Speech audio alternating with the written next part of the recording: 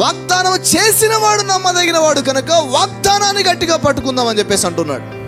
నేను నమ్మకమైన వాడిని కాకపోవచ్చు, మీరు నమ్మకమైన వాళ్ళు కాకపోవచ్చు, వాగ్దానం చేసిన వాడు నమ్మదగిన వాడు కనుక ఆ వాగ్దానాన్ని గట్టిగా పట్టుకోవాలి. అలాగే ఆఖరి వరకు ఎవరైతే వాగ్దానాన్ని గట్టిగా పట్టుకుంటారో దాని ఫలము చూస్తారు వాళ్ళు.